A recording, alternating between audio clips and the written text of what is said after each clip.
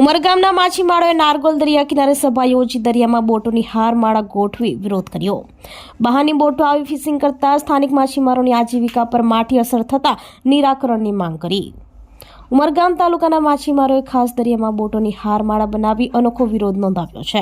નારગોલના દરિયા કિનારે ઉમરગામ તાલુકાના માછીમારોએ સભા યોજી દરિયામાં 500થી વધુ બોટોની હારમાળા ગોઠવી હતી। થોડા દિવસ અગાઉ જાફરાબાદના દરિયામાં માછીમારી કરી રહેલ બોટ ઉપર હુમલો અને લૂંટની ઘટના બાદ પોલીસ ફરિયાદ નોંધાઈ હતી, જેમાં ઉમરગામ તાલુકાના નારગોલના માછીમારો પર તપાસ આવી હતી। બહારના માછીમારોનું સ્થાનિક ફિશિંગ વિસ્તારમાં આક્રમણ સામે આવ્યા વિના માછીમારોએ અવાજ બુલંદ કર્યો છે। હાલ દરિયામાં મહાકાય બોટો માછીમારી કરવા ઉમરગામ સુધી આવે છે, જેના કારણે નાના માછીમારોના જાળ અને વ્યવસાયને નુકસાન વેઠવું પડે છે। દરિયામાં ગુજરાતના માછીમારો વચ્ચે વકરી રહેલો વિવાદ જરૂરી બને તે પહેલા સરકાર આ બાબતનું નિરાકરણ લાવે તે જરૂરી છે। બહારની બોટો અને માછીમારો દક્ષિણ ગુજરાતના વિસ્તારમાં આવીને દાદાગીરીથી ફિશિંગ કરે છે, જેને લઈ સ્થાનિક માછીમારોની આજીવિકા પર માઠી અસર પડી છે। બહારની બોટો જેવી કે જાફરાબાદ અને આસપાસના માછીમારો આવીને લોકલ માછીમારોને હેરાન કરીને માછીમારી કરે છે, જેને લઈ દક્ષિણ ગુજરાતના માછીમારોએ અનેક રજૂઆત કરવા છતાંય નિર્ણય ન આવતા નારગોલ ઉમરગામ બંદરે વિરોધ કરી નિરાકરણ લાવવા માંગ કરી હતી।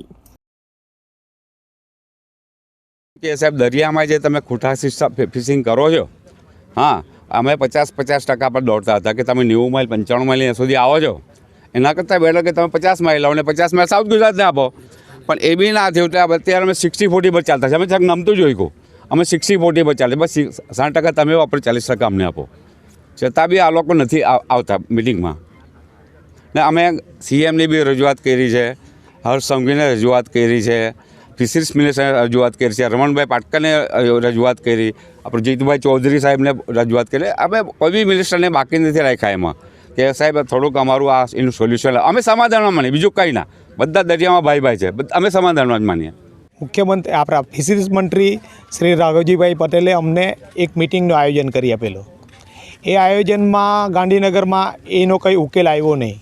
પછી અઠવાડિયું પછી અમને આ નવસારી કલેક્ટરમાં આ જ બેઠક પાછી કરી આપેલી। આમાં જાફરાબાદવાળા સાથે હતા ને કલેક્ટર સાહેબ હતા, તો એમાં 40-60માં નક્કી કરવામાં આવેલું। તો કલેક્ટરે કીધું કે 40-60 તમે એ લોકો જો 40 માંગતો હોય ને તમને 60 આપતો હોય તો એમાં વાંધો શું? તો કનૈયાભાઈ 2 દિવસનો સમય માંગીને ગયો, તો કલેક્ટરે એને કીધું કે તમે 5 દિવસનો સમય લ્યો, પણ આ એનો ઉકેલ લાવો। તો એ હજુ કનૈયાભાઈ સોલંકી હજુ સુધી એનો કોઈ જવાબ આપ્યો નહીં ને આ કામ પેન્ડિંગ થયું છે ને આ હમણાં દરિયામાં ટ્રસલ થાય છે, એનો હું તો પૂરેપૂરો ગુનેગાર કનૈયાભાઈ સોલંકીને માનું છું। આપણી સંકલ્પ ન્યૂઝ ચેનલને સબસ્ક્રાઇબ અને લાઇક કરો, બેલ આઇકન દબાવો, જેથી આવનાર ન્યૂઝ અપડેટ્સની નોટિફિકેશન આપના મોબાઈલ પર સૌથી પહેલા પહોંચે। Like, subscribe and share the video.